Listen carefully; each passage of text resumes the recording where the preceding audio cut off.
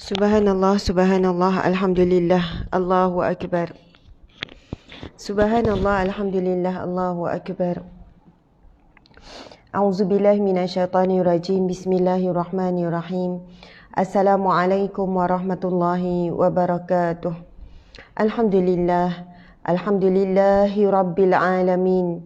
Hamdan lillah, salatan wa salaman ala rasulillah. Sayyidina wa maulana wa habibina wa syafi'ina Muhammad ibni Abdillah wa ala alihi wa ashabihi awliyaillah. Alhamdulillah, segala pujian kita rafa'kan kepada Allah Subhanahu wa ta'ala. Apa jua bentuk pujian yang kita puji manusia ataupun kita dipuji oleh manusia, maka sandarkanlah hakikat pujian itu kepada Allah Subhanahu wa ta'ala. Kita perlu belajar untuk mengaitkan pujian-pujian yang kita sebutkan kepada Allah Subhanahu Wa Taala, sama ada secara langsung ataupun tidak langsung, sama ada secara tersurat ataupun tersirat, sama ada secara zahir ataupun secara batin. Macam mana tu Ustazah kan?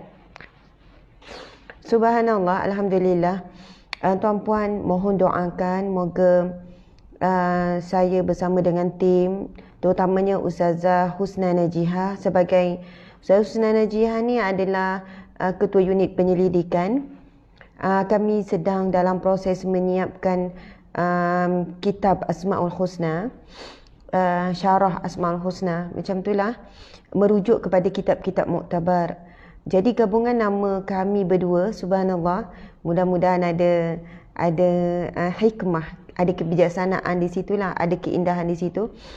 Nama saya Asma, nama beliau pula Husna, jadi Asmaul Husna. Macam itulah. Itu bukanlah dirancang, tapi satu aturan Allah. Kalau sebut satu kebetulan, sebenarnya tidak ada yang kebetulan melainkan Allah yang mengaturkan semuanya. Jadi Asmaul Husna, Ustazah Asma dan Ustazah Husna. Macam itulah. Dalam proses dan juga kerjasama ada banyak pihak, terutamanya daripada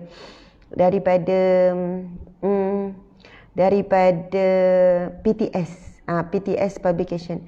Jadi alhamdulillah, muslimin-muslimat sebenarnya dia peringkat 40%, boleh katakan macam itulah. Dah setahun lebih, hampir 2 tahun dah.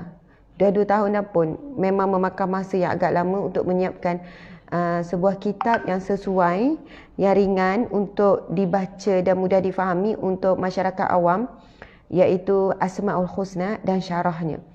Maksudnya Asmaul Husna dan syarah Asmaul Husna. Kita tahu Nabi SAW bersabda, barang siapa yang menghafal, barang siapa yang beramal, barang siapa yang menghayati man ahsaha 99 nama Allah.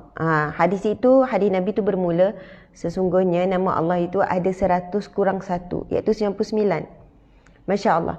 Barang siapa yang membacanya ataupun menghafalnya, barang siapa yang membaca, menghafal, beramal, menghayati, memahaminya, maka dakhalal jannah, dia pasti akan masuk syurga. Jadi kita semua memang nekat, berusaha, bercita-cita, tujuan utama kita, perakhiran hidup kita, kan, yang paling utama adalah syurga Allah. Allahu Akbar. Jadi Nabi memberikan kita salah satu jalan untuk berada di kalangan orang yang ada sedikit jaminan ataupun dah ada tiket. Dah ada tiket dah. Sebab antara orang yang ada tiket dengan tak ada tiket, orang yang ada tiket lagi terjamin lah, tuan-puan sekalian. Contohnya, anda nak tengok bola. Ni bukan musim Covid pula ni. Bola. Kebetulan bola pula Terengganu lawan... Terengganu musuh utama dia siapa? Encik, kalau musuh utama Terengganu? Kelantan. Encik suami ada depan, dia pun minat bola. Sebenarnya saya nak cakap betul, main bola. Dia negeri sebelah. Mak saya cerita ni cerita mak saya lah, masa kecil-kecil, masa kami kecil ataupun masa mak kecil, ataupun mungkin masa mak dah remaja, kan, ataupun masa kami kecil, tak ingatlah ceritanya, tapi kan zaman tu dah ada bola. Mak saya cakap Kalaulah bas Kelantan nak lalu, maksudnya nak pergi ke Stadium Terengganu, orang-orang Batu Enam ni, kampung saya nama Batu Enam, Kuala Terengganu. Orang Batu Enam ni, orang sebut orang Debe. Orang Debe. Oh, Batu Enam ni orang Debe. Saya orang kampung Batu Enam. Orang Debe. Orang Debe ni, dia macam bawa gedebe. Ataupun orang Nelang. Tu bahasa Ganu ya. Debe tu, Nelang tu. Itu memang Nelang tu, memang Debe tu. Tu sama lebih kurang tu, Nelang, Debe. Maksudnya gangster. Gangster. Nelang, Debe. Gitu. Tapi bukan nak kata jenis orang yang bukan jahat. Macam tu. Bukan gangster. Maksudnya orang yang beranilah macam, tak boleh main lah macam tu. Kalau lalu je bas Kelantan, dia akan baling dengan batu. Macam tu lah zaman tu. Dia akan baling. Jadi bas ni kalau nak lalu situ dan tak ada laluan lain, memang sebab apa zaman baling dengan batu ataupun disorak. Macam tu lah. Subhanallah. Kelantan, okey, saya nak bagi gambaran. Contoh lah kan. Kelantan Terengganu nak main bola, nak berlawan. Tapi zaman dah berubah, semua dah harmoni. Siap padang bola asing lagi. Contoh je ni ya. Siap asing lagi. Laki perempuan asing. Contoh, subhanallah. Dan masa tu syariat diamalkan dengan sangat baik. Pemain bola semua tutup aurat dengan baik. Kan kena tutup bawah lutut. Siap pakai ada inner dalam. Kemudian dimulakan dengan bacaan doa. Itu adalah dijadikan sebagai satu sukan persahabatan ataupun sukan betul. Ini contoh suasana. Masya Allah. Lepas tu mungkin kita akan beli tiket awal-awal. Berebut ni nak beli tiket ni. Sebab seteru utama ni, Kelantan Terengganu ni. Kita kawan ya, Kelantan Terengganu. Saya belajar di Kelantan. Suami pula orang Besut, memang kecek Kelantan. Lepas tu tuan-puan sekalian, kita beli tiket. Masya Allah, kita beli tiket. Lepas tu ada pula kawan kita, bila borak-borak, kau nak pergi tak? Pergi tak nanti perlawanan bola ni? Dia pun kata, insyaAllah pergi, insyaAllah. Dah beli tiket? Belum. Belilah tiket, kan nanti tak sempat, tak nak pergi. Janganlah risau, tak ada tiket pun boleh, insyaAllah boleh, yakin dengan Allah. InsyaAllah, kalau Allah izinkan, boleh masuk, walaupun tak ada tiket. Pandai-pandailah bincang dengan yang jaga tu. Boleh kau timnya, buat rayuan je kat situ, nangis-nangis ke dia, bagilah masuk. Subhanallah, tuan-puan sekalian, dalam meniti hari tu, saya nak tanya, mana lebih yakin, mana yang lebih kuat untuk sampai ke dalam stadium tu, yang ada tiket kan tak ada tiket. Yang ada tiket ni, dia dah tenang-tenang dah, tunggu hari saja. Subhanallah. Tapi yang tak ada tiket ni, duduk berbelah bagi. Dapat ke tak? Tengoklah. Kau nasib dapat. Ya. Sampailah ketika tempat menjaga, mungkin kemungkinan besar yang tak ada tiket memang tak lepas. Memang tak boleh strict, tak boleh masuk. Memang kamu tak ada tiket langsung. Tapi tak semestinya ada tiket confirm masuk. Kena faham. Tak semestinya ada tiket confirm masuk. Dah beli tiket siap-siap ni nak masuk ke stadium ni. Dah beli tiket siap-siap nak masuk ke stadium. Lepas tu tiba-tiba accident ke tengah jalan, terhalang. Tiba-tiba sakit perut ke, tiba-tiba apa-apalah, ada kematian ke, lalu dia kena hadir kematian. Subhanallah. Tapi sekurang-kurangnya kita tahu yang ada tiket ni lebih menjamin berbanding yang tak ada tiket. Ni cerita nak masuk stadium ni, tuan-puan sekalian. Subhanallah. Tiket-tiket ke syurga Allah banyak Allah sediakan. Pelbagai tiket untuk menuju ke syurga Allah. Tiket sedekahnya, tiket amal soleh itu, ini macam-macam. Masya Allah. Jadi sahabat-sahabat dimati Allah sekalian, salah satu tiket, itu bahasa mudah untuk difahami. Memang, Ustazah adakah di Nabi sebut tiket-tiket syurga ni? Salah satu tiket ke syurga Allah, subhanallah, melalui kita beramal, kita menghayati dan kita belajar tentang Asmaul Husna. Kerana itu disebut dalam hadis Nabi SAW, barang siapa yang beramal, menghafal, membaca Asmaul Husna, dakhalal jannah, dia pasti masuk syurga. Subhanallah. Jadi doakan supaya kami berjaya siapkan 99 nama Allah Asmaul Husna dengan syarahnya. Subhanallah. Mudah-mudahan kita tergolong di kalangan orang yang memiliki asbab jalan laluan tiket ke syurga Allah Subhanahu Wa Taala, dan kita akan dipanggil masuk dan dilepaskan, melepasi malaikat yang menjaga sehingga kita boleh masuk.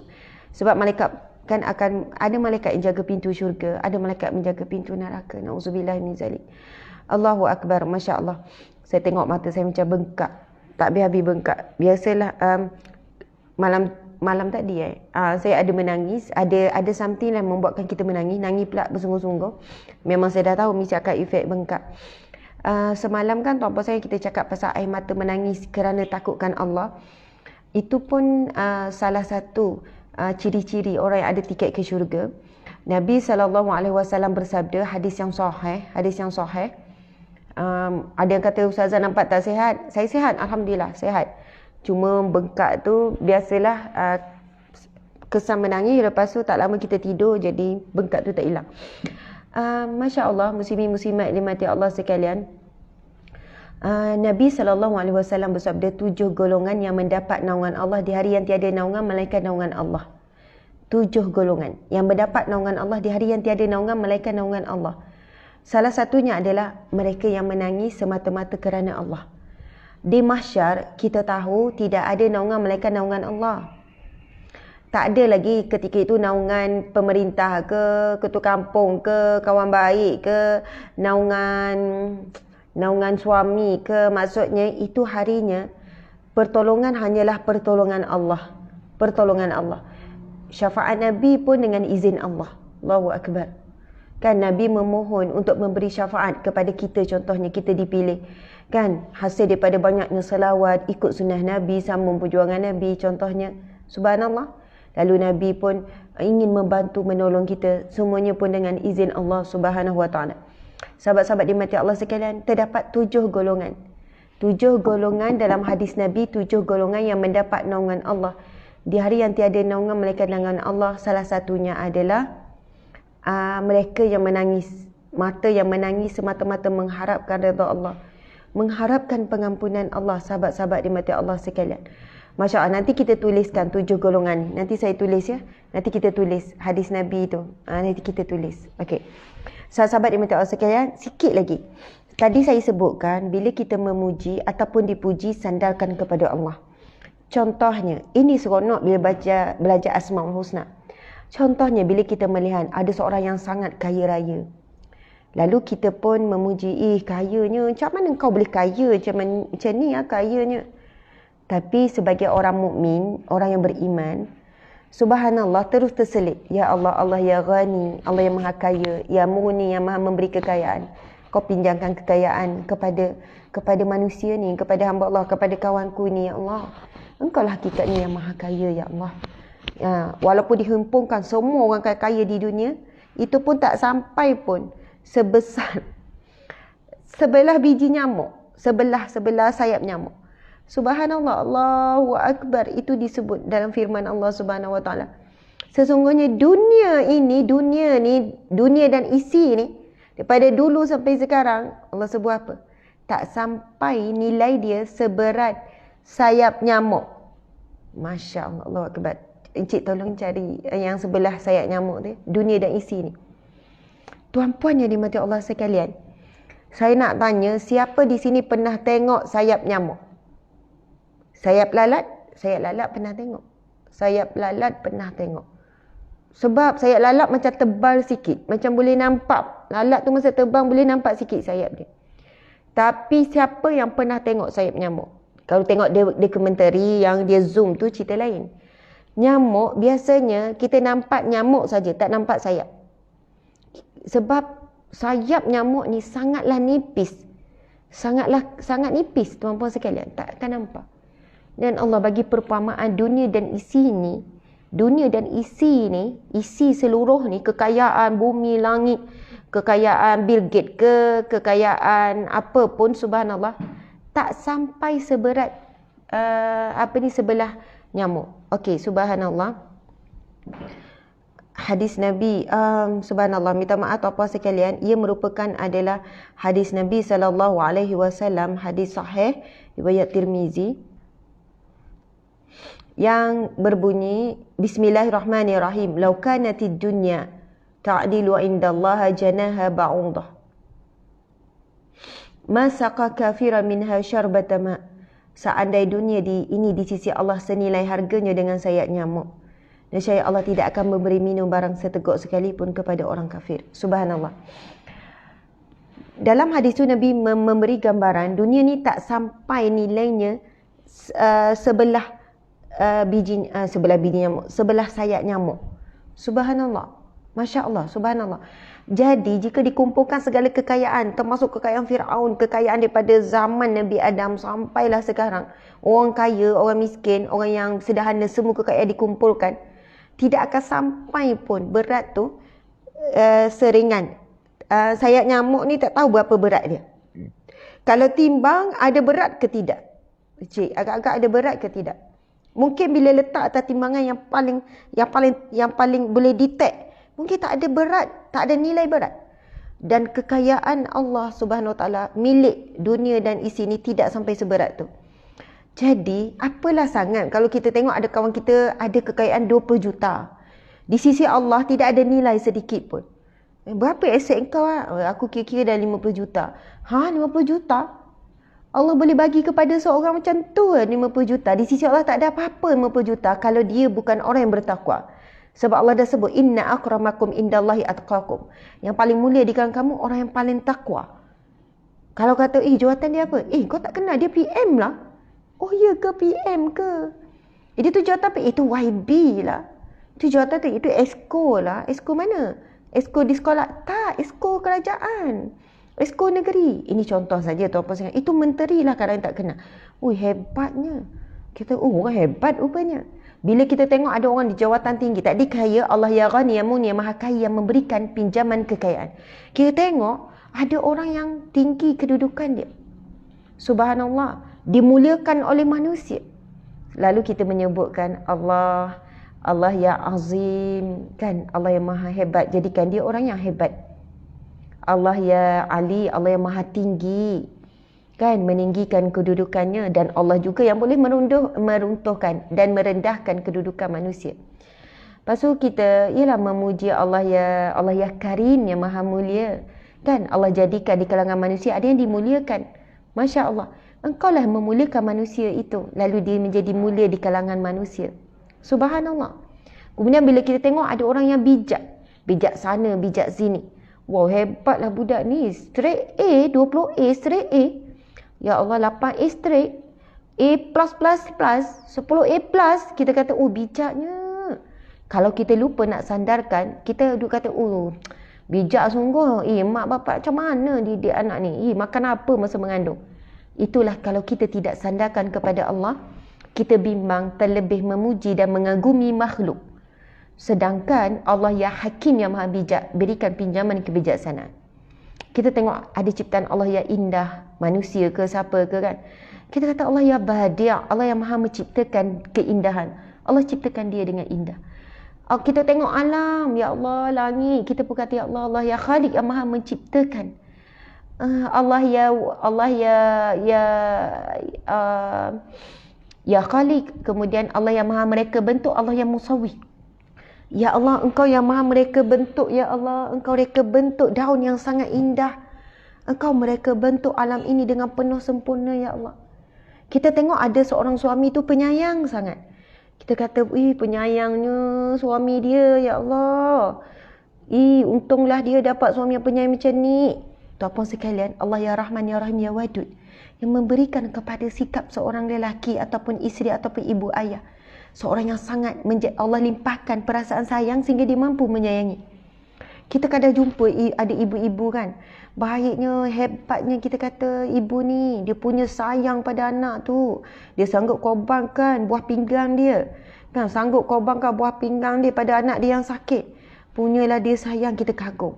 Subhanallah, sekian ramai ibu ayah yang dera anak sampai mati.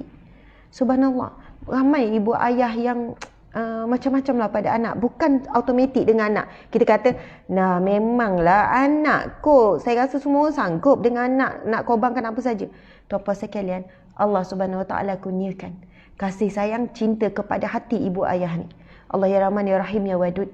Tapi semua itu juga dengan ikhtiar manusia yang berusaha untuk jadi penyayang dan sebagainya. Jadi kalau kita nak sebut satu-satu nama Allah Asmaul Husna, kita akan dapati sebenarnya nama Allah berlegar di sekeliling kita, sahabat-sahabat. Alhamdulillah, muslimin-muslimat dimati Allah sekalian, itu sikit mukadimah tetapi juga isi pengajian kita. Masya Allah, jadilah kita Allah ya Hamid yang maha terpuji. Allah ya Hamid yang maha terpuji. Allah sangat suka kita memujinya. Sebenarnya bila kita sebut Asmaul Husna, kita sedang memuji Allah, kan? Ar-Rahman Ar-Rahim, ya Allah maha pengasih, maha penyayang. Nas'aluka ya man huwallahu alladhi la ilaha illa huwal haq, la ilaha illa huwar rahmanur rahim, al-malikul quddusus salam, yang maha memiliki, yang maha memberikan kesejahteraan. Kita sedang memuji Allah, puji Allah. Sahabat-sahabat, dalam salah satu nama Allah Asmaul Husna adalah Allah ya Hamid, Allah yang maha terpuji, dan Allah sangat mencintai dipuji. Allah sangat suka dipuji.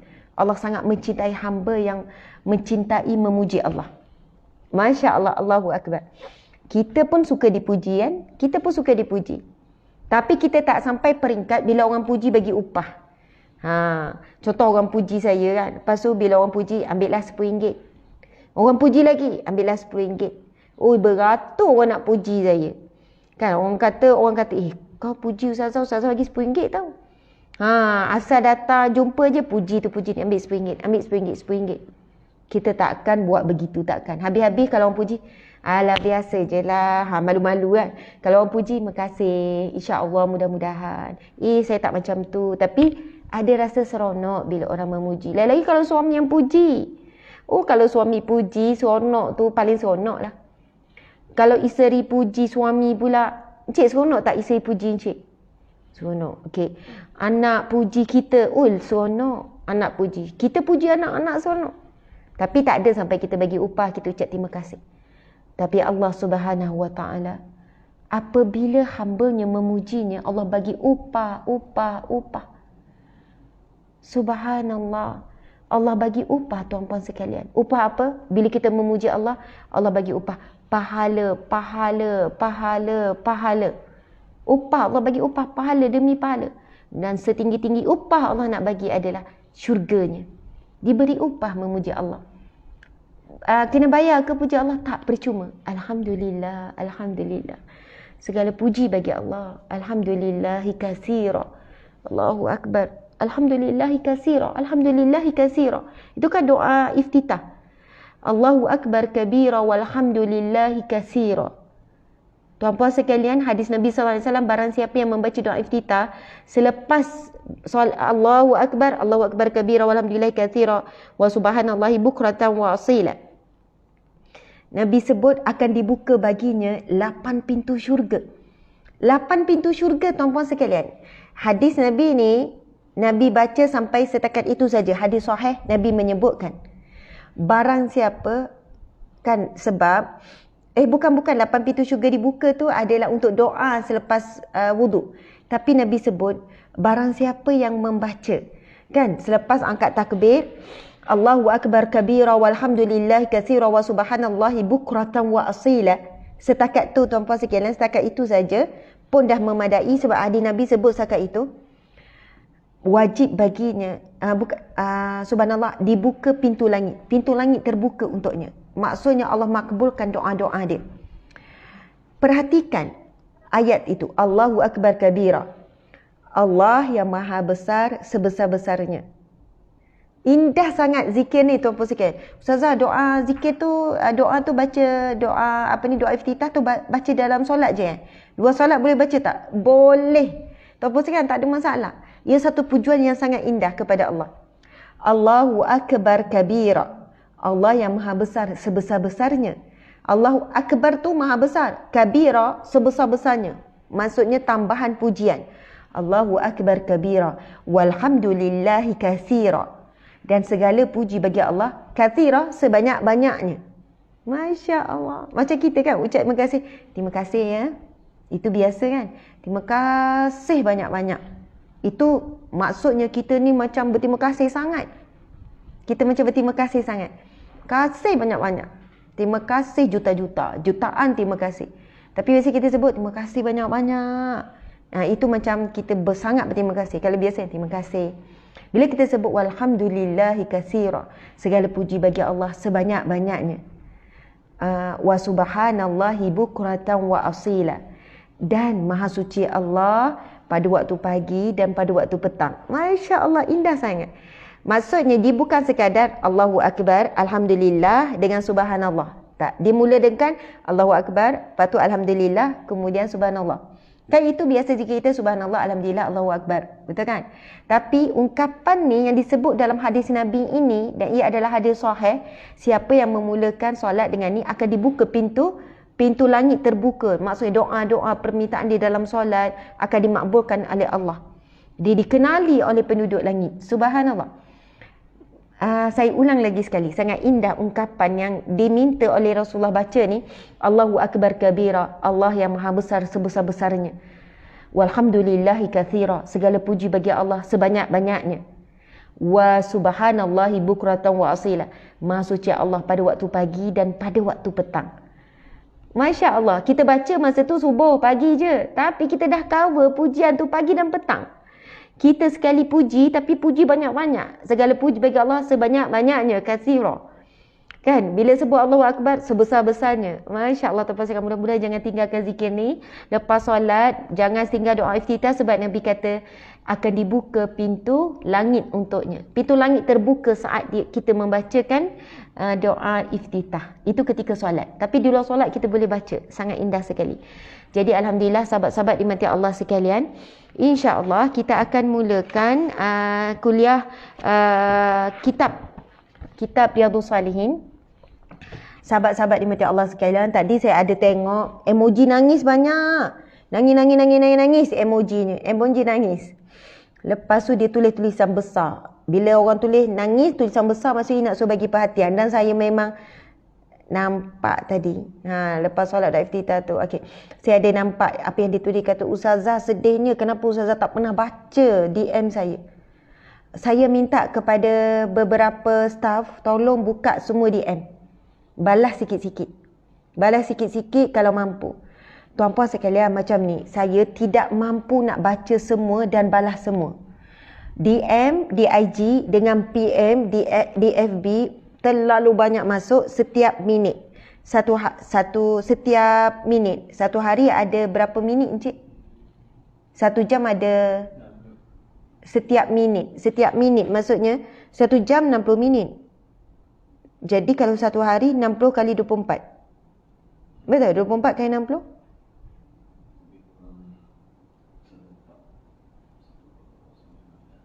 1400 lebih kurang minit. Okey.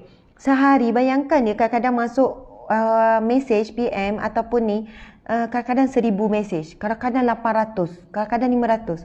Bayangkan saya tak mampu, bahkan dah ada tim yang jaga dari 5-6 orang pun dia kata Ustazah kami tak mampu nak menyantuni semua. Kami adalah balas mewakili Ustazah gini-gini. Jadi mohon maaf, maafkan saya. Saya tak sempat nak santuni PM dan DM. Terlalu banyak, non-stop. Jadi jangan kecewa. Jangan kecewa. InsyaAllah ada pertolongan Allah. Tapi saya memang minta tolong tadi tu tengok balik komen. Ada hamba Allah tu.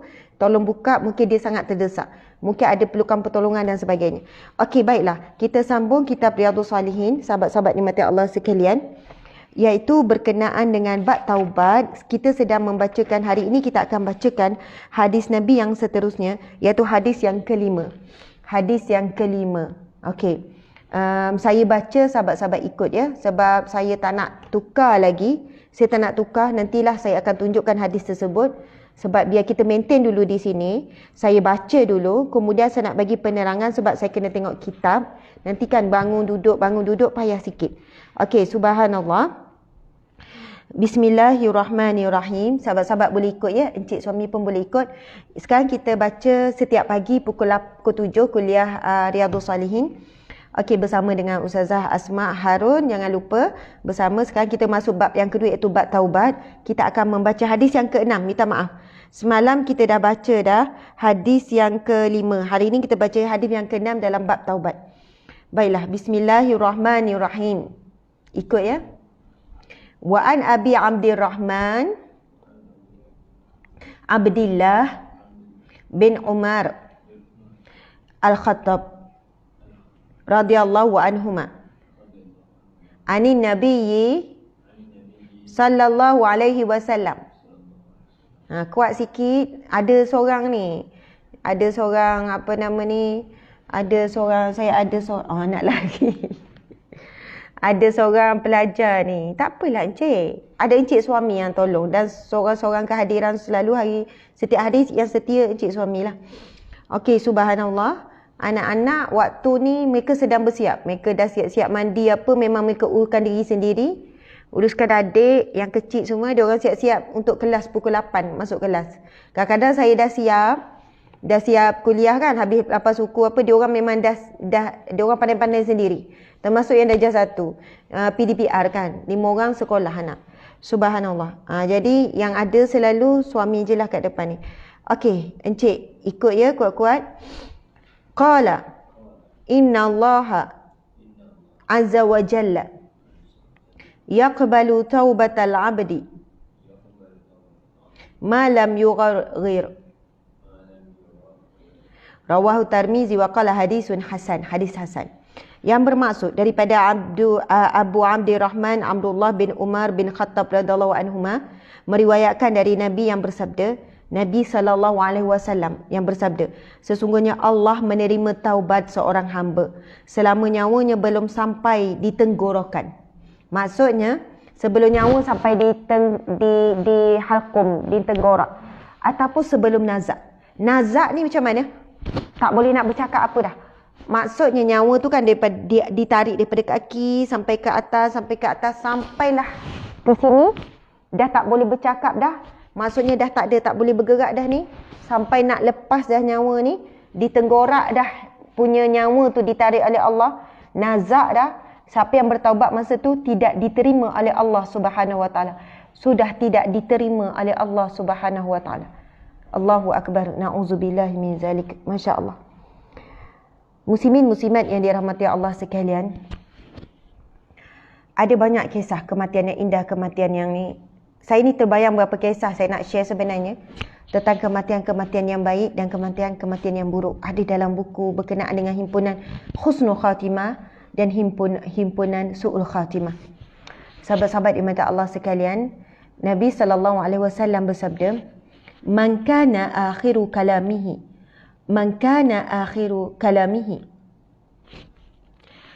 la ilaha illallah dakhalal jannah. Barang siapa yang akhir kalimahnya la ilaha illallah, maka dia pasti akan masuk syurga. Nabi kata dakhalal jannah, dia pasti masuk syurga. Siapa yang akhir kalimahnya pada bukan saat nazak, nazak tu mungkin tak boleh sebut dah, tetapi saat sebelum nazak tu, sebelum nyawa dihalkum tu, dia boleh sebut la ilaha illallah. Subhanallah. Ataupun wallahu alam sebelum tu lagi ke, kan, mungkinlah berapa minit sebelum tu ke, dakhalal jannah, Nabi kata dia pasti masuk syurga. Tuan-puan dimana Allah sekalian, saat yang paling menyakitkan dalam hidup kita dan paling kita takut, sakit dan takut adalah saat sakaratul maut. Digambarkan oleh riwayat-riwayat menyatakan bahawasanya kesakitan sakaratul maut umpama seperti kulit ni disiap hidup-hidup. Tuan-puan sekalian, kalau nak cuba, tapi takkan ada orang yang sanggup cuba. Potong sikit, toreh sikit, lepas tu tarik kulit hidup-hidup, siat. Tarik, siat-siat. Siat. Na'udzubillah min zalik. Dan dikatakan disiat tu banyak kali. Bukan sekali dua. Maksudnya kesakitan sakaratul maut. Tidak ada ubat dan tidak ada bius. Walaupun pakai bius, bila dia tak tahu nak nazak, dia dah pesan, ni bius dos paling tinggi, bius aku, supaya aku tak rasa sakit sakaratul maut. Takkan. Sakaratul maut adalah sakit yang Allah berikan dan hanya Allah yang boleh kurangkan. Masya Allah. Allahu Akbar. Sama seperti sakit yang lain. Allah juga bagi kita sakit kepala, sakit itu, dan Allah juga yang menyembuhkan. Subhanallah. Tapi ada ikhtiar. Ada ikhtiar, mungkin ubat, kurangkan sakit, jadi baik. Ikhtiar, sakit teruk, kemudian operation, hilang sakit. Tetapi sakaratul maut pun ada ikhtiarnya untuk mengurangkan sakit sakaratul maut. Subhanallah, dengan kita berdoa, Allahumma takhtim alaina bihusnil khatimah wa la takhtimana bisu'il khatimah. Kemudian Nabi SAW diceritakan oleh Sayyidatina Aisyah, subhanallah, apabila Rasulullah hampir dengan sakaratul maut, antaranya Rasul bersujud, Masya Allah, sebab Rasul nak jumpa Allah dengan mulut yang wangi. Subhanallah, kita tahu Rasul juga mengalami sakit sakaratul maut. Rasul juga mengalami sakit sakaratul maut. Sampai Rasul tidak menyangka bahawasanya sakitnya sakaratul maut sampai begitu sekali. Sedangkan cara Allah memerintahkan malaikat maut mengambil nyawa paling lembut, paling ringan. Itu pun Rasulullah sakit, menyatakan rasa sakit sakaratul maut. Doa menghadapi sakaratul maut adalah Allahumma a'inni ala ghamaratil maut wa sakaratil maut. Doa ni sahabat-sahabat nanti saya tulis, tunggu sampai akhir saya tulis. Ini doa daripada hadis Nabi SAW. Aisyah bercerita apabila hampir dengan sakaratul maut, Rasulullah SAW meminta air bekas. Dalam tu ada air.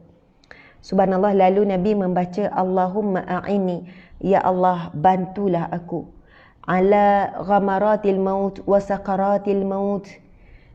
Tadi tu kan ayat hadis Nabi yugharir ghamaratil maut, bermaksud ya Allah bantulah aku dalam menghadapi sakitnya kematian dan juga sakaratul maut.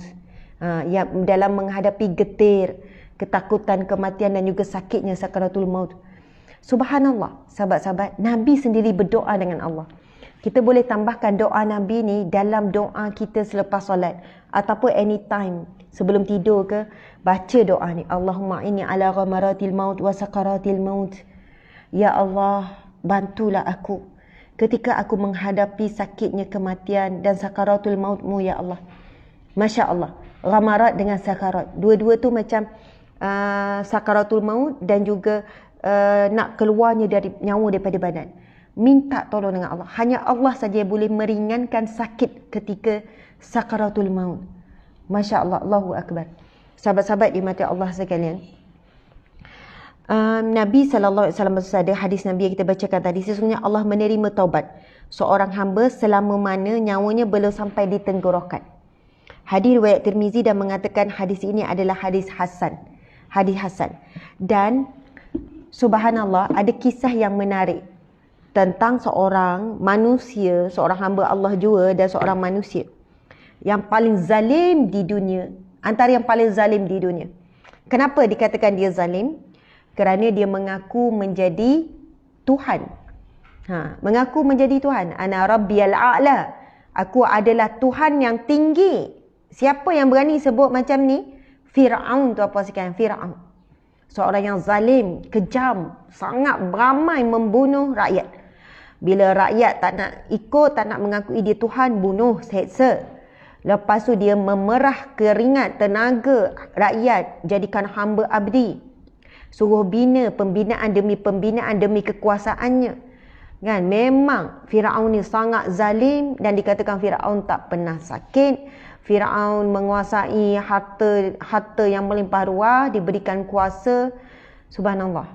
Maha suci Allah. Allah yang menggunakan semuanya untuk jadi pengajaran kepada kita. Dan kita tahu kan, Firaun yang hebat semua tu, dia dalam keadaan menjaga kuasa dia. Bila dia tanya ahli nujum dia kan, apa yang akan patut ahli nujum dia bagi tahu, peramal dia, ahli nujum dia bagi tahu, kamu akan dijatuhkan oleh oleh seorang pemuda daripada bangsa kamu. Macam itulah, adalah kan ramalan ahli nujum tu. Lalu dia perintahkan semua anak kecil lelaki dibunuh. Semua dibunuh. Anak kecil lelaki semua wajib dibunuh. Subhanallah. Lalu dibunuh, dicari, askar cari anak kecil lelaki, dibunuh hidup-hidup, semua dibunuh.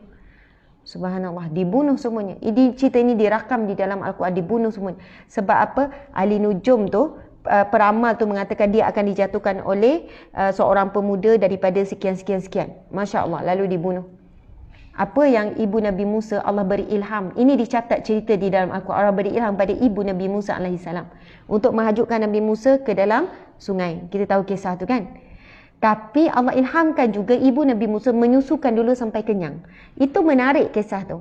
Menyusu dulu sampai kenyang. Mudah-mudahan Allah berfirman, dia akan dikembalikan kepadamu. Subhanallah.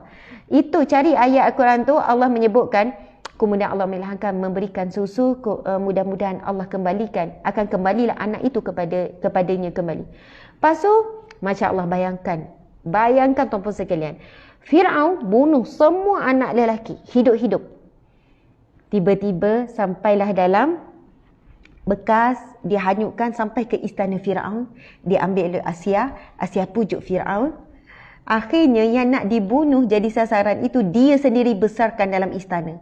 Nak sebut wa makaru wa makarallah wallahu khairul makirin. Itu firman Allah ya. Mereka merancang, Allah juga merancang, dan Allah sebaik-baik perancang. Ya Allah, lemahnya Fir'aun. Dia sendiri yang besarkan musuh dia di dalam istananya. Dia sendiri menjadikan musuhnya sebagai anak angkat, menjadi kesayangannya. Subhanallah. Asia, subhanallah, Sayyidatina Asia, ibunda kita Asia, seorang wanita yang suci, wanita yang bersih, wanita yang solehah. Tetapi menyembunyikan pengabdiannya kepada Allah daripada suaminya. Dan diceritakan adalah cerita Asia pun dipaksa untuk menjadi isteri Fir'aun, seorang wanita yang cantik, ibu ayah yang dikatakan Asia ini daripada keturunan yang tidak sembah selain daripada Allah. Maksudnya di kalangan ahli kitab, Subhanallah, tak pernah dia beriman ataupun menyembah Fir'aun suami dia walaupun dipaksa. Maksudnya dia sembunyikan keimanannya kepada Allah Subhanahu Wa Taala. Asia, sahabat-sahabat di mata Allah sekalian, ketika jadi isteri Fir'aun, dikatakan kezaliman Fir'aun makin berkurang. Fir'aun kurang sikit, zalim dia, selalu Asia dengan kebijaksanaannya memujuk. Janganlah buat begini, jawab gini bang. Macam itulah kan, isteri yang bijak. Subhanallah, tuan-puan dan mata Allah sekalian, akhirnya Asia yang membesarkan. Fir'aun kalah. Orang hebat, garang, zalim macam mana, tapi kalah dengan wanita. Masya Allah. Pujuk-pujuk Nabi Musa AS dibesarkan. Dan pendek cerita, kita tahu apa yang berlaku ialah Fir'aun nak menyerang, nak membunuh Nabi Musa. Nabi Musa pun lari dengan kaum dia, larilah dengan orang yang beriman ni, sampai lari-lari duduk depan laut. Tuan-puan sekalian, lari duduk depan laut. Allah perintahkan supaya Nabi Musa AS gunakan tongkat, kan, hala ke laut. Kemudian laut terbelah dua. Tuan-puan sekalian, laut terbelah dua. Tuan-puan tahu tak, bukan liberal sajalah, orang talis, orang kafir kata kita ni gila, orang Islam ni gila.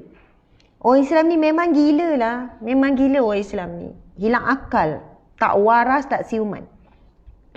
Sebab apa? Sebab orang Islam ni percaya laut ni pernah terbelah dua, dia kata. Tak logik langsung, sebab sampai hari ini dan sampai kiamat, teknologi maju macam mana, takkan ada teknologi yang boleh belah laut. Bahkan tak ada lagi manusia yang boleh sampai ke dasar lautan betul-betul. Pernah kan baca, pernah tengok cerita benar, kisah benar yang tentang kapal selam yang tenggelam sampai ke bawah. Sebenarnya kapal selam, kan lautnya ada tahap dia. Ada tahap sekian, lepas tu ada dalam lagi. Lepas tu ada yang boleh duduk atas dasar ni je. Tapi ada lagi dasar lebih dalam. Ada lagi dasar lebih dalam, yang tekanannya jauh lebih tinggi. Kita baca bila kapal selam Sanggala. Kapal selam Sanggala, apa tu nama? Sanggala ke? Gala-gala. Minta maaf ya, takut silap. Kan dia jatuh lebih daripada paras yang mampu. Subhanallah, sebenarnya tak ada lagi yang boleh betul-betul sampai. Tak tahu deep macam mana tu, paras laut yang paling dalam tu. Nak sebutnya bagaimana dalam, dan Allah boleh buka laut terbelah dua. Subhanallah, boleh lalu jalan kaki. Subhanallah, boleh lalu, sahabat-sahabat, itu sangat hebat. Jadi bila cerita tu ada dalam Quran dan kita sampaikan kepada anak-anak kita, mereka saintis kata gila orang Islam ni, boleh dia percaya bulat-bulat cerita Nabi dia, cerita dalam kitab dia tu, Al-Quran tu, yang bahawasanya langit terbelah dua, dia boleh percaya bulat-bulat. Subhanallah, tuan-puan sekalian, kita kan kadang-kadang boleh percaya benda depan mata ataupun ada bukti sains. Tapi hebatnya keimanan umat akhir zaman. Sebab itu Nabi kata iman umat akhir zaman pelik. Kalau zaman Nabi, sahabat dengar cerita pada Nabi, sahabat terus yakin sebab Nabi direct. Kita pula bukan dengar direct daripada Nabi, tapi hadis yang disampaikan, kisah yang disampaikan daripada riwayat yang sahih dan juga daripada Al-Quran. Tapi iman umat akhir zaman yang beriman sangat pelik. Apa saja sampai kepada kita, walaupun pelik, walaupun tak logik, kita percaya bulat-bulat. Pernah tak masa kita kecil bila kali pertama kita dengar kisah ni, ustaz ke ustazah bercerita, lalu kita kata, tak logik lah belah laut. Apalah ustaz ni macam tak logik lah laut belah. Macam mana air tu boleh terbelah? Tak, daripada kecil lagi kita tak pernah pun petikaikan. Sehinggalah akhirnya orientalis saintis menemui ada skar, ada laluan yang membuktikan bahawasanya betul laut pernah terbelah dua dahulu. Mana ya? Mak laut apa? Encik, ustaz, laut apa yang terbelah dua ni? Cari. Subhanallah. Akhirnya saintis mendapati ada kesan yang membuktikan bahawasanya benar cerita yang disebut oleh orang Islam itu, laut pernah terbelah dua. Samalah juga yang mereka mengatakan umat Islam ni bodoh, umat Islam ini, orang Islam ni gila, bodoh. Laut merah kan? Subhanallah. Sebab tu laut merah dia makan, dia tenggelamkan apa? Firaun. Okey. Subhanallah, minta maaf ya. Saya lupa ingat. Masa bulan terbelah dua, kan kita percaya itu kan mukjizat Nabi. Diceritakan dalam riwayat yang sahih. Allahu Akbar, dan disebut di dalam Al-Quran pun mukjizat ni. Saintis kata, gila lah, bodoh lah orang Islam ni. Dia percaya bulan boleh terbelah dua. Bulan yang jauh tu boleh terbelah dua. Sampai masa satelit dah boleh nampak permukaan bulan, mereka sangat terkejut. Bulan ada skar sekeliling. Ada skar, dan teori mereka pun mengatakan bahawasanya benar bulan pernah terbelah dua. Nabi Allah perintahkan menggunakan jari menunjukkan bukan tanda, isyarat, lalu bulan terbelah dua. Masa itu orang kafir Quraisy dia meminta dengan Rasulullah, mencabar, kalau kau benarlah seorang Nabi, kau belah bulan ni. Kemudian Allah ilhamkan kepada Nabi untuk buat demikian, lalu bulan benar-benar terbelah. Kemudian Allah menangkutkan kembali bulan tersebut. Namun begitu bagi orang yang kafir, orang yang musyrik, ia bukan menambahkan keimanan, dia tetap tidak beriman, tetapi menambahkan kekufuran, kemusyrikan. Lalu dia berkata, engkau ahli sihir, ahli silap mata, buatkan mata kami ni.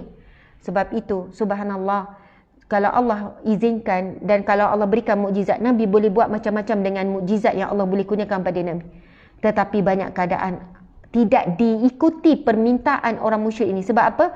Bukan mereka menambah-nambah keimanan, tetapi mereka menambah kekufuran. Dituduh pula Rasulullah adalah ahli sihir. Subhanallah. Sahabat-sahabat bayangkan, masa tu ada dalam Al-Quran diceritakan tentang mukjizat ni, dalam hadis Nabi dan sebagainya. Dan bila orang kafir dengar kita orang Islam percaya bulan, peringkat dululah. Tapi sekarang mereka dah percaya, teori mereka pun dah ada. Sebab dah nampak bila satelit boleh dah sampai tengok permukaan bulan, boleh nampak sekeliling bulan ada skar, ada parut. Dan mereka mengatakan benar, bulan pernah terbelah dua terlebih dulu. Samalah semua tu, apa sekarang mukjizat apa lagi? Kisah-kisah yang pelik-pelik yang kita dengar daripada kecil, kita tak pernah petikaikan. Tak logik lah ustaz, bulan boleh terbelah dua. Tak, peliknya kita iman orang umat Islam akhir zaman, cerita apa pun asalkan daripada Al-Quran, hadis Nabi, walaupun pelik, tak logik dengan akal fikiran, tetapi kita terima bulat-bulat tanpa ragu-ragu. Sebab itu iman umat akhir zaman ni pelik, dia boleh percaya benda yang tak logik dengan akal kerana keyakinannya kepada Allah, kepada mukjizat, kepada Rasulullah, kepada para malaikat dan sebagainya. Masya Allah. Alhamdulillah. Sahabat-sahabat dimati Allah sekalian, sebenarnya saya nak cerita apa panjang. Berkaitan dengan kisah taubat kita ni, saya nak cerita bagaimana hadis Nabi tadi tu lalu dibawakan firman Allah Subhanahu wa taala. Okey, beberapa firman Allah ada kaitan dengan cerita Firaun. Sebab itu saya sebut pasal Firaun. Saya sebut pasal Nabi Musa alaihi salam. Masya Allah. Sebab hadis Nabi yang kita bacakan tadi, Allah tidak menerima taubat. Allah tidak menerima taubat orang yang bertaubat ketika dia bertaubat nyawanya dah sampai halqum. Dan inilah yang berlaku kepada Firaun, tuan-puan dan mati Allah sekalian. Kita boleh baca hadis firman Allah Subhanahu wa taala, iaitu surah Yunus ayat 90 hingga 92. Sama-sama kita tengok, nanti boleh buat catatan surah Yunus ayat 90 hingga 92. Terima kasih kepada yang bagi star. Mungkin ada yang lupa nak bagi star, boleh bagi. Sebab star yang anda bagi melalui FB page ni adalah satu bentuk sumbangan infak. Sebab satu star bernilai 5 sen dolar. Jadi lebih kurang dalam 20 sen Malaysia. 20 sen kalau kumpul banyak-banyak, subhanallah, hasil daripada star tersebut, subhanallah, dapatlah keuangan sikit. Dalam bulan depan dapat 4,000 lebih, ada yang dapat 3,000 lebih, ada dapat 2,000 lebih. Ia sangatlah membantu, sebab daripada hasil itulah sekarang antara sumber kami bayar gaji pekerja staff, yang mana staff ini bantu kerja dakwah, kerja amal, buat kerja NGO dan sebagainya. Jadi terima kasih kepada yang sentiasa support bila live, bagi star dan sebagainya. Mudah-mudahan Allah menggandakan dengan bintang-bintang di syurga. Allah menggandakan dengan bintang-bintang yang indah di dunia. Maksudnya bintang-bintang ni kan melambangkan kebahagiaan. Subhanallah. Oh, okey, di page kita sekarang kan alhamdulillah di IG, terima kasih banyak sebab kehadiran IG sangat memberangsangkan. Di FB pun sama. Kalau ikutkan IG campur FB lebih kurang dalam 4,000 kehadiran setiap pagi. Di IG lebih kurang 1,300, di FB dan 1,500 kat 600, jadi dua-dua tu 4K, betul ya? Lebih kurang 4K. Alhamdulillah, syukur pada Allah, moga-moga kita istiqamah. Cuba kita baca tuan-puan sekalian surah Yunus ayat 90 hingga 92. Memang cantik. Sebab apa? Di IG dia orang bagi star juga. Dia orang bagi lambang-lambang star. Terima kasih. I love you so much. Okey, kita tengok surah Yunus ayat 90 hingga 92. Allah berfirman, dan kami memungkinkan Bani Israel melintasi laut. Ini sambungan. Kami memungkinkan Bani Israel melintasi laut. Lalu mereka diikuti oleh Fir'aun. Bani Israel ni iaitu kaum yang Bani Israel, di kalangan Bani Israel yang mengikuti Nabi Musa alaihissalam. Walaupun mereka ikut sampailah tepi laut kan, mereka pun meragui, apa yang kita nak buat sekarang? Mana Tuhanmu? Yang katanya nak menolong kita, katanya akan membantu kita. Allah ilhamkan kepada Nabi Musa untuk gunakan tongkat, lalu laut terbelah kan.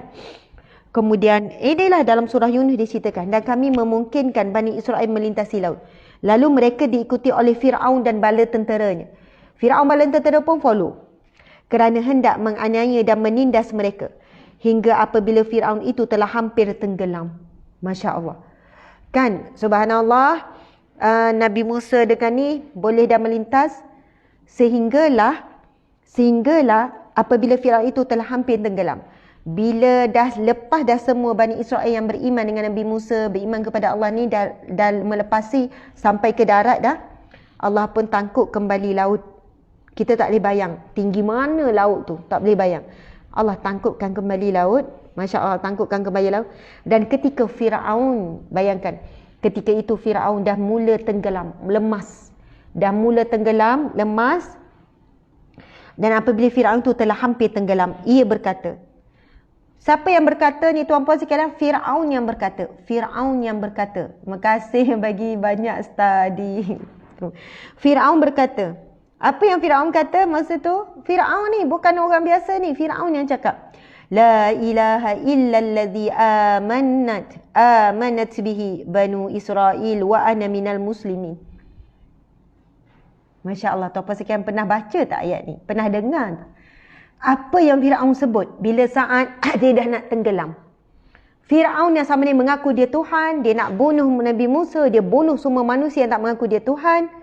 Yang selama ni dia tak pernah sakit, yang ada kekuasaan yang menguasai bukan sekadar di negeri Mesir, dia menguasai kawasan yang sangat luas dunia. Saat dia dalam keadaan nak tenggelam, dia sebut apa? Dia sebut, la ilaha illalladzi amanat bihi.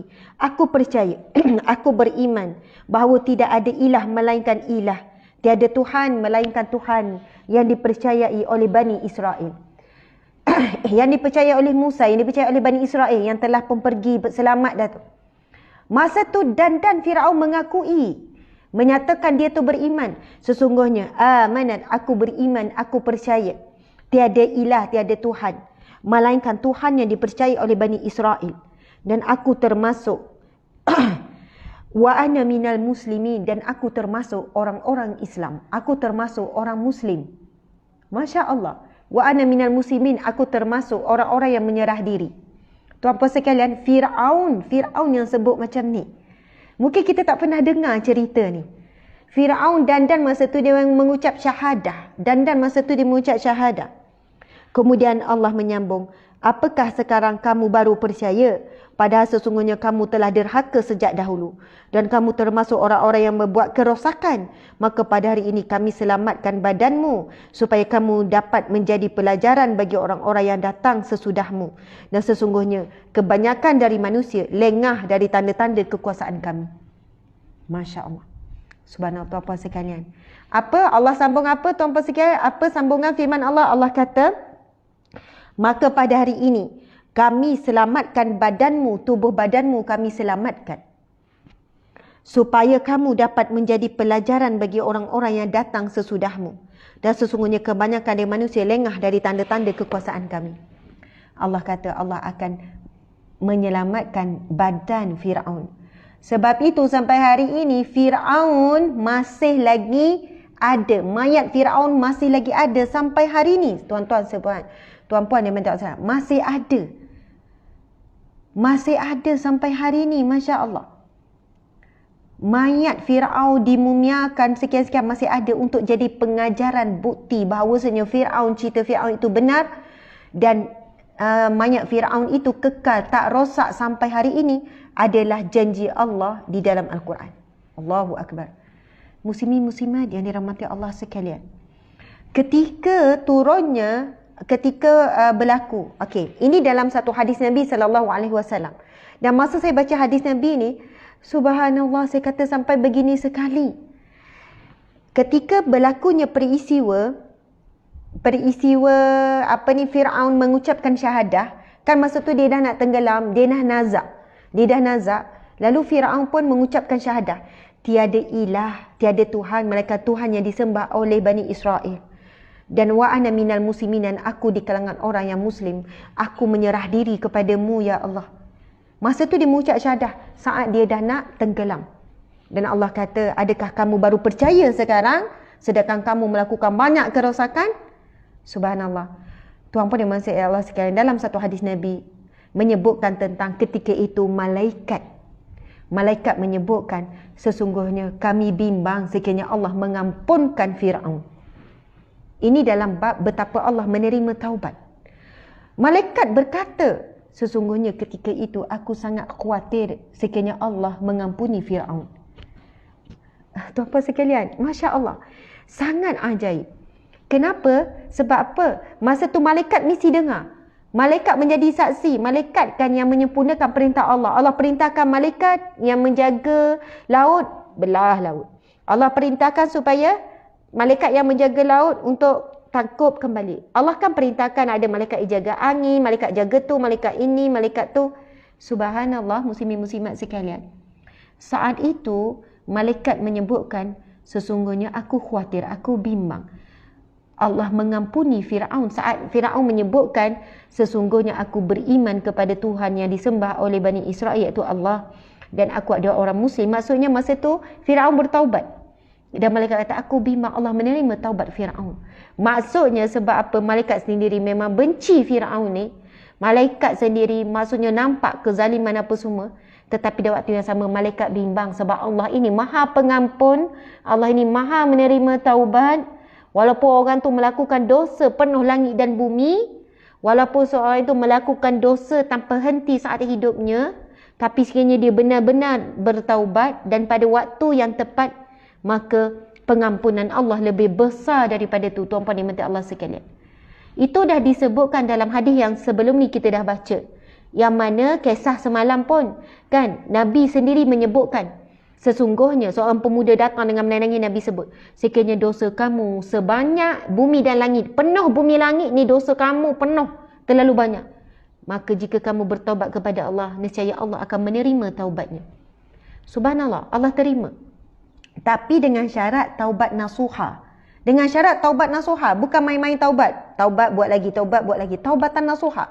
Nyesal, tak ulang dah. Tinggalkan terus maksiat tu dan tak ulang dah. Ini. Subhanallah. Sampai malaikat sebut, aku bimbang sekiranya Allah terima sesungguhnya saat Fir'aun mohon taubat dengan Allah, aku bimbang Allah terima taubat Fir'aun dan Fir'aun masuk syurga. Tapi tidak. Allah tidak terima. Sebab apa? Saat itu sudah nazak. Sebagaimana hadis Nabi yang kita bacakan tadi, sesungguhnya Allah tidak menerima taubat orang yang dah sampai nyawanya di halkum, di tenggorokan. Subhanallah, Allahu Akbar. Sekarang kita masih sihat walafiat, kita masih lagi hidup, kita masih lagi mampu memohon taubat dengan Allah. Tuan-puan, boleh jadi ini hari yang terakhir kita. Boleh jadi jam-jam ini jam yang terakhir kita. Kematian bukan dengan syarat sakit. Orang sihat pun ramai mati mengejut. Bukan syarat tua, sebab orang muda pun ramai mati. Bukan syarat kita ada tanda-tanda. Ramai yang meninggal tak ada tanda. Jadi sahabat-sahabat dimati Allah sekalian, jangan menangguhkan taubat. Allah hanya menerima taubat orang yang bertaubat sebelum nyawa dihalkum. Jadi bimbang dah keadaan kita nazak dan keadaan kita dah sakit baru nak bertaubat. Na'udzubillah min zalik. Kita jadi taubat Fir'aun, yang mana Fir'aun ucap syahadah macam mana pun Allah tidak terima lagi. Subhanallah, Allahu Akbar. Alhamdulillah muslimin muslimat dimati Allah sekalian. Jadi hadis Nabi yang dibacakan tadi tu sebenarnya adalah tulis. Tuan-tuan dimati Allah sekalian. Tapi tak apalah ya, saya tak ni pun ada dituliskan hadis tersebut. Tapi bila ni jadi terbalik, tuan-puan dimati Allah sekalian, nantilah pada esok lah saya tunjuk. Saya perlu pergi ke ada satu tempat untuk kerja dakwah, kerja amal. Ada kena kerja amal sebenarnya, kerja NGO. Ada kena hadir satu tempat. Subhanallah, saya nak ucapkan terima kasih banyak-banyak di atas segalanya. Kasih sayang, perhatian, doa, sokongan dan sebagainya. Terima kasih sudi hadir dalam kuliah pagi kita. Hampir dah 4,000 orang setiap pagi. Syukur kepada Allah Subhanahu Wa Taala kerana menemukan dan menyatukan kita di majlis ilmu di Taman Syurga Alamaya. Mudah-mudahan Allah satukan kita di syurganya. Saya sayang semua kerana Allah, kerana Rasulullah. I love you all so much. Subhanallah. Mudah-mudahan Allah ampunkan kita, Allah satukan kita bersama Rasulullah di syurga. Terima kasih. Esok hari Jumaat kita akan sambung dalam bab taubat dan kita akan baca satu hadis yang agak panjang berkenaan dengan kisah taubat. Kisah yang dirakam dalam hadis Nabi yang sahih. Dan sebagai penutup, sekali lagi seperti biasa sahabat-sahabat ingin mengajak semua untuk melakukan ibadah korban bersama dengan NGO Sahabat Amal Care. Masih lagi kita tidak capai target. Target kita adalah untuk agihkan daging korban dalam Malaysia kepada 20,000 penerima, 20,000 asnaf, 20,000 keluarga. Jadi semua nama-nama asnaf tu memang dah ada dalam rekod kita yang kita santuni satu Malaysia. Aktivis NGO Sahabat Amal Care ada di sahabat-sahabat semua. Mereka memang dah ada senarai yang mereka nak agihkan. Jadi sasaran kita sekurang-kurangnya 20,000. Itu 10,000 kita naikkan lagi 20,000 melihat kepada permohonan yang begitu banyak. Setiap hari ramai yang mohon bantuan. Jadi insya-Allah kita akan menyampaikan daging kepada mereka. Jadi marilah sama-sama melakukan ibadah korban dalam Malaysia, dan siapa yang tak mampu dalam Malaysia, buatlah di luar negara bersama dengan kami. Kami buat juga di luar negara serendah RM360 sahaja. Dengan 360 anda boleh melakukan ibadah korban yang sempurna bersama dengan kami luar negara. Ada buat di Kemboja, ada buat di Rohingya, ada buat di Afrika, di Palestin pun buat ibadah korban ni. Kemudian di Indonesia ada, di Thailand pun ada. Jadi terima kasih sekali lagi. Kita tangguhkan majlis ilmu kita dengan tasbih kafarah dan surah Wal-Asr. Bismillahirrahmanirrahim. Subhanakallahumma wa bihamdika asyhadu an la ilaha illa anta astaghfiruka wa atubu ilaik. Bismillahirrahmanirrahim. Wal 'asr. Innal insana lafi khusr illa allazina amanu wa 'amilus solihat wa tawasaw bil haqqi wa tawasaw bis sabr. Sadaqallahul azim. Subhanallah. Alhamdulillah. Sekian. Wabillahi taufiq wal hidayah. Assalamualaikum warahmatullahi wabarakatuh.